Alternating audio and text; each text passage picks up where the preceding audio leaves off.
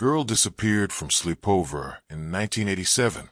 37 years later, a Polaroid showed up with her name written on it. Hello, my viewers, welcome to the channel. We're just getting started, and your support means a lot. If you enjoy the stories, please consider subscribing and help us reach our first 1,000 subscribers. Thanks for being here. June 3rd, 2024. Madison County. A sealed brown envelope arrives at the sheriff's office. No return address. No postmark. No fingerprints. Inside, one photograph. A faded Polaroid. Sun-warped edges. Dust still clinging to the film. A girl is sitting on the floor of a dark-paneled room. There's a bare mattress. A small mirror. One wooden chair. No windows. No expression. Just a pair of arms hugging her knees. Her face turned slightly away, like she didn't want to be seen, or like she knew she already had been. At the bottom of the photo, for words scratched in stiff red ink. Sarah, March 14th, 1987. Almost 4 decades later, she has a face again. Sarah Whitaker, 12 years old, disappeared from a sleepover less than 2 miles from home. Brook Hollow, Indiana. Back when kids still rang doorbells, still walked home before dark, still believed the world could be trusted. March 13th, 1987. She packed her own bag, a pink nightgown, a flashlight, a stuffed dog named Clementine. She was going to Elise Langley's house. 3 girls were invited. Only 2 woke up. Sarah's bed was made. Her slippers were neatly placed at the edge. Her notebook was gone. So was she. People talk about cold cases like they're just frozen. Paused. Waiting. But they don't stay frozen. They mold. They bleed at the edges. They rot in the corners of memory. And sometimes they leak. When the photo came in, it wasn't routed properly. It was slid between case files like an afterthought, or like a secret waiting for the right hands. Deputy Angela Cortez was the one who found it. Born and raised here. Knew the Whitaker family. She said the moment she saw it, her whole body went cold. She didn't recognize the room, but the look on the girl's face. She said it stayed with her all night. Not fear. Not pain. Something worse. Acceptance. The photo was examined. Authentic 1980s Polaroid 600 film. A timestamp embedded in the chemical layer. March 14th, 1987. Exactly the morning after Sarah vanished. No digital tampering. No signs of reprint. And no evidence that it had ever been in a database before. Which meant someone held on to it for 37 years. Then gave it back. Quietly. Anonymously. Intentionally. Look closer. Bottom left corner of the frame.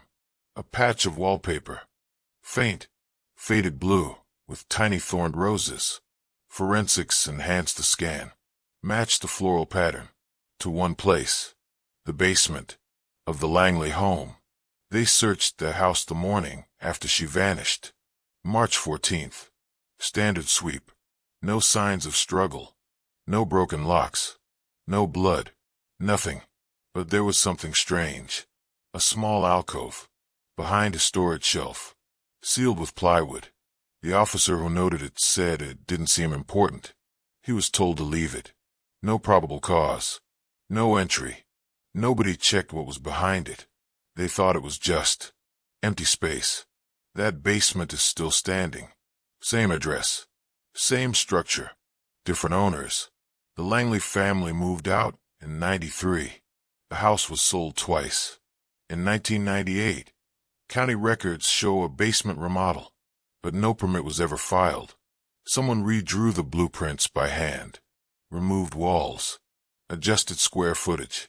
The blue alcove, erased from the map, like it had never been there, like someone wanted to forget exactly what it was built for.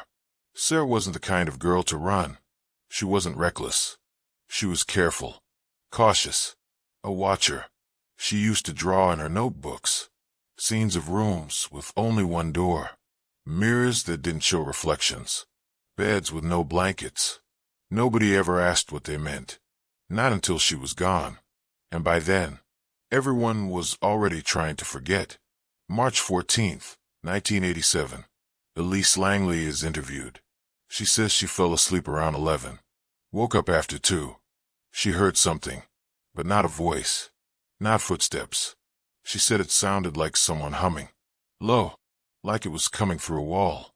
Or out of a mouth. That wasn't supposed to be singing. Back then, you could explain things away. No CCTV. No digital trails. No media heat. Just a missing girl and a lot of silence. The Langley house was cleared in 3 hours. No evidence. No alarm. No one to charge. The only thing left behind was her toothbrush and a folded sleeping bag, like she packed herself, or someone packed for her. June 6, 2024. A warrant is granted. Investigators enter the Langley house. It's been vacant for 6 months. The basement door sticks. The air inside smells like mildew and insulation. And something else. Old wood and static. The kind of air that hasn't moved in decades. They find the shelf. Same placement. Behind it, a seam in the wall. A vertical split, covered with aging plaster, and painted with the same faded blue. They break through. Inside, a 6-by-6-foot hidden room. Wood-paneled walls. Mattress on the floor. Small mirror. And a chair. Everything. Exactly as it was. In the photo. And on the wall. A drawing. Done in red crayon. A girl standing in a square room. No windows. No door. Just a mirror. They catalog everything. Photograph every inch. The mirror is removed from the wall. When turned over, they discover a hidden latch. Inside the frame, another photograph. Another girl. Sitting. Older. Blurry. Not Sarah. Unknown. On the wall behind her. Someone had written, SW. April 1986. This wasn't the first time. Sarah's bedroom was cleared after she vanished. Standard evidence procedure. Her notebooks were boxed. Most pages innocent. But one. A torn page at the back of a red spiral. Too damaged to read in 1987. Technology wasn't ready. Now it is. They scanned the impression left behind. One sentence. Faint but there. She said don't look in the mirror if it hums. Silence does something to a place. It warps it. Fills it with pressure. Makes it heavier. Like time never really moved on. Like whoever built that room. Never wanted it to be found. But also never left. June 7th, 2024. The second photo is logged into evidence. Facial recognition hasn't yielded a match. But the initials. SW. April 1986. That's 11 months before Sarah. Same room. Same wallpaper. Same mirror. No mention in any other case file. No missing girl reported with those initials. No media link. Nothing. But someone knew. Someone made that room. Someone locked the door from the outside. And someone took those photos. With no flash. No lights. No camera found. They asked the same question again. The one nobody can answer. If Sarah disappeared at night, and the doors were all locked, who took that picture? When? And why did they wait? 37 years. To send it back? June 8th, 2024. 2 days after the mirror was recovered. The room is sealed. Photographed. Scanned. Measured. And yet, it still feels like it's holding something in. Like the air hasn't fully exhaled. Since March 1987, the mirror is moved into forensics. Frame separated. Glass cleaned. No fingerprints. But behind the lower right corner, wedged between the backing and wood grain, they find it. A single strand of hair. Blonde. Roughly 6 inches. Root intact. Sent to the lab. Awaiting DNA analysis. The second Polaroid, the one marked SW April 1986, has one detail no one noticed until now. In the far left corner, something that looks like a drawing. They enhance the image. It's faint. A red crayon heart. drawn directly onto the wood wall. Inside the heart, 2 letters, E+S. The Langley family had 3 children. Elise, the oldest, Eric, her twin brother, and a younger sister who was born years later, after the house was sold. Elise and Eric both lived there in 1986, both present during Sarah's sleepover. But Eric wasn't interviewed. Not then. Not ever. He was 13, diagnosed with severe social anxiety, rarely attended school in person, described as shy, fragile, sensitive. But now, investigators are asking a different question. Not who Sarah left with, but who was awake, while everyone else slept. June 9th, 2024. Elise Langley is located. Now 50. Living in Ohio. No public record since 2008. She agrees to speak, but only off camera. Voice only. Faint. Measured. Like someone trying to outrun their own breath. Elise, voice recording. I don't remember everything. That night, we all fell asleep in the guest room. But I woke up because I heard the humming. Interviewer. You've said this before. What do you remember now that you didn't say then? Elise. There was a light coming from under the floor. I thought it was a dream. Interviewer. Under the floor? Elise. The vent. In the corner. There was this glow coming through it. And then it stopped. Interviewer. Did you go downstairs? Elise. Pause. No. But I heard the mirror hum. Not like music. Like vibration. Like something behind it. Wasn't asleep anymore. Investigators pull the original floor plans. The vent in the guest room lines up directly with the hidden room in the basement. A straight vertical drop. Air shaft. No one ever checked it in '87.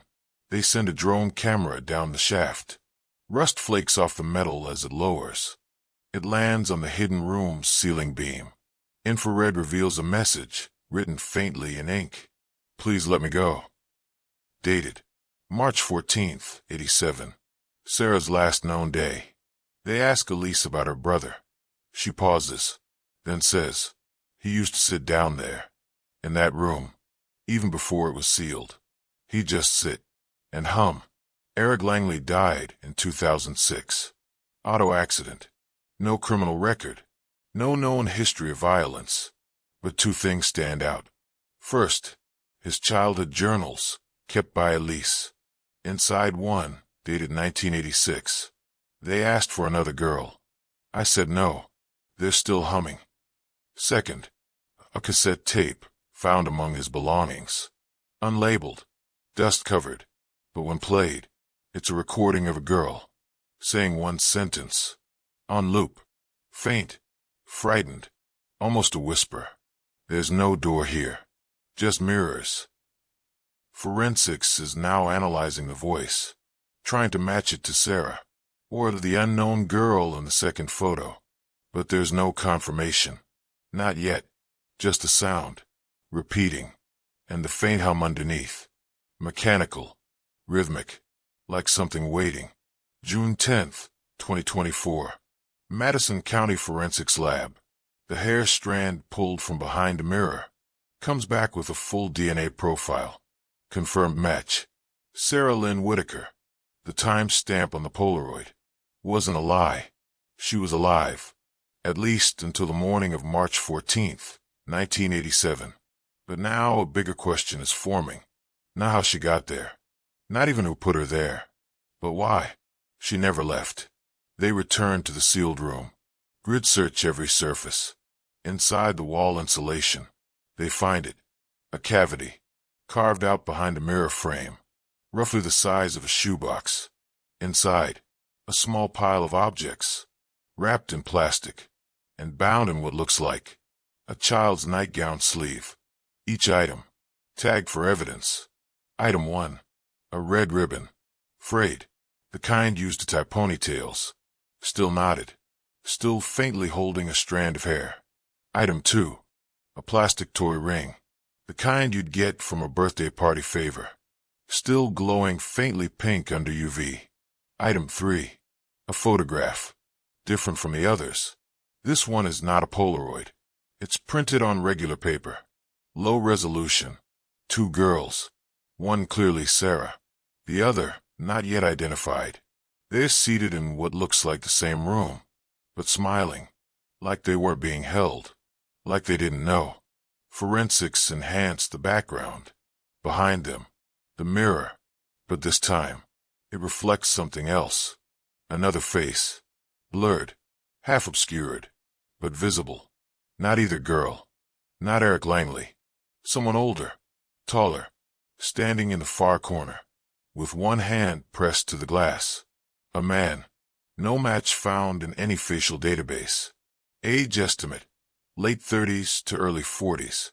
That photo was taken at a different time, maybe years before, which means Sarah wasn't the first, or the last. She was part of a sequence.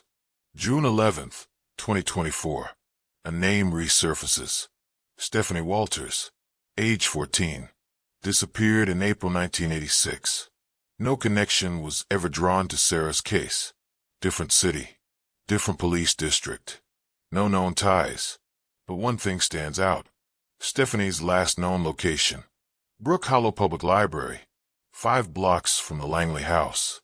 Witnesses said she was seen getting into a red pickup truck. Driver never identified. Case went cold within 6 months. The initials match. SW, the second Polaroid, and her age matches the description of the unknown girl in the mirror photo. Investigators dig deeper. Stephanie's case file was never digitized. Buried in a storage unit.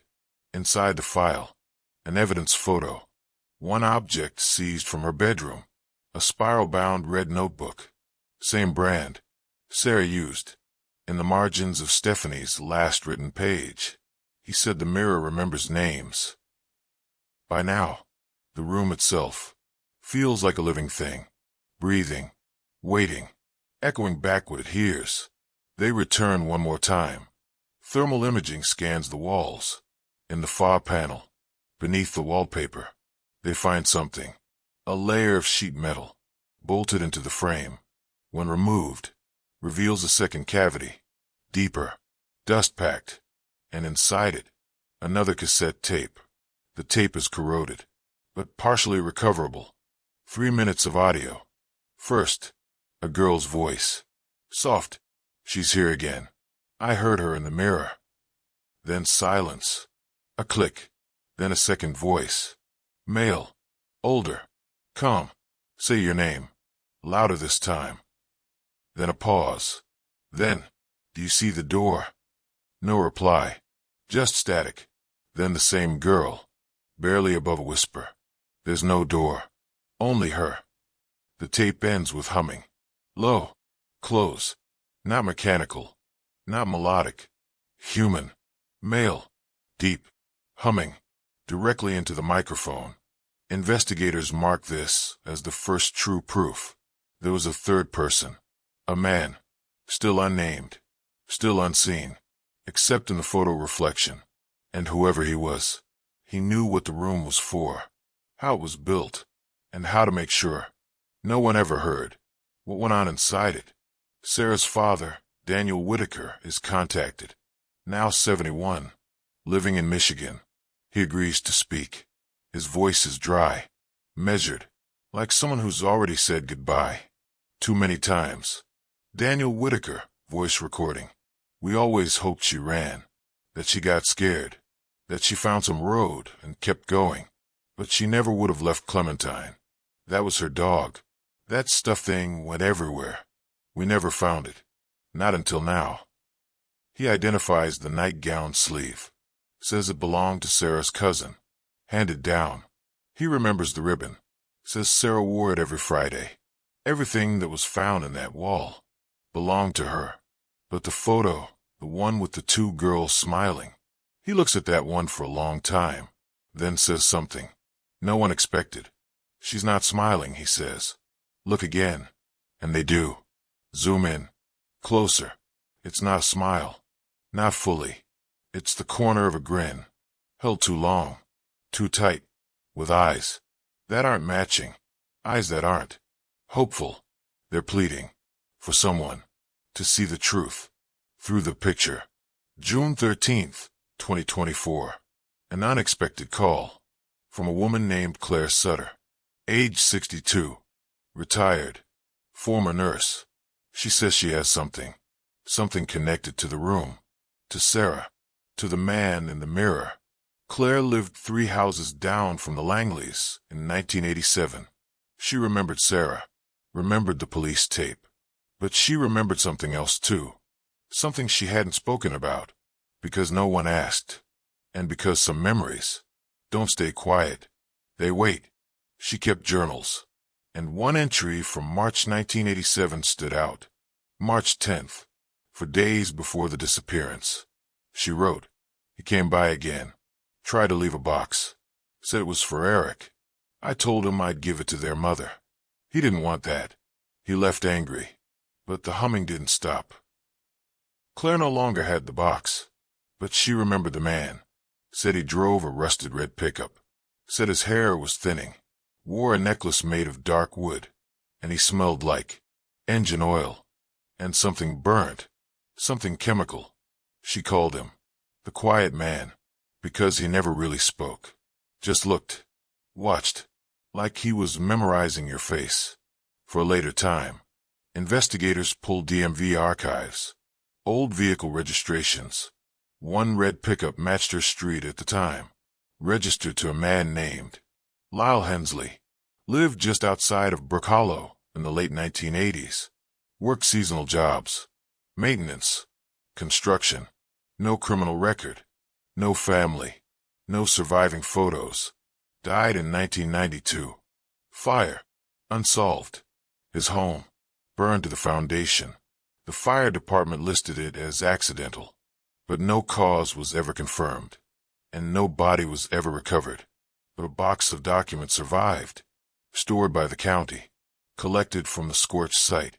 Inside, blueprints. Hand-drawn. Familiar measurements. A 6-by-6-foot square. With a mirror. One chair. No doors. And labeled at the top. Observation room number 2. They scanned the rest. Page after page of notes. Some typed. Some handwritten. Scrawled along the bottom of one yellowed page. Each girl must be taught to sit still. To listen. To mirror. If they resist, the room will correct them. No signature. No date. But the pen matches. The Polaroid markings. The implication is clear. The room wasn't an accident. It wasn't spontaneous. It was designed. To record. To watch. To hold. Not forever. Just long enough. For something to be broken quietly. And returned to the world. Looking fine on the outside. Sarah's belongings are returned to her father. The ribbon. The stuffed dog. The ring. What's left of the notebook. He doesn't say much. Just opens the lid. Touches each item. Then closes it again. Except one thing. The toy ring. He asks to keep it separate. Says she wore it. The night she left. Says she told him once. If anything ever happened, he'd know she was okay. If he ever saw her wearing that ring. In a photo. Because that meant she still remembered who she was. He looks at the Polaroid again. The one where she's sitting in the corner. The mirror behind her. Her face in half shadow. And the ring. It's there. On her right hand. Turned toward the camera. Small. Cheap. Plastic. But unmistakable. And he begins to cry. Not loudly. Not violently. Just a sound. Like something finally letting go. After being locked up too long. The second girl in the photo. Is still unidentified. Facial recognition yields no match. Stephanie Walters remains a strong possibility. But there's no DNA. No parents to compare to. No confirmed sightings. Just initials. And silence. One last discovery is made. On the back of the observation room blueprints. A small sketch. A child's face. Drawn with shaky lines. And next to it. For words. Written in red pencil. Tell her she got out. Some think Sarah didn't die. That she escaped. Grew up under another name. Start it over. But if that were true, why did the photo come back now? Why wait 37 years to send it? With no note, no warning, no follow-up. Unless someone wanted the photo to be the note. Unless it wasn't for the police or the media, but for one person to know she'd been seen. Finally, after all this time, July 1st, 2024, the Langley house is scheduled for demolition. The room is removed, piece by piece, crated, sealed, transferred to evidence storage. But one item is left behind, intentionally. The mirror. It sits now in the empty shell of the basement, alone, leaning against the far wall. And sometimes, when the wind slips through the vent, neighbors swear they hear it hum, low, rhythmic, like a girl, rocking back and forth. On the other side, still waiting to be seen. We don't know if Sarah is alive. We don't know who took the photo. And we don't know who built the mirror, or what it was really meant for. But someone, somewhere, knows exactly what happened in that room. And maybe they're just waiting for another quiet envelope to be opened.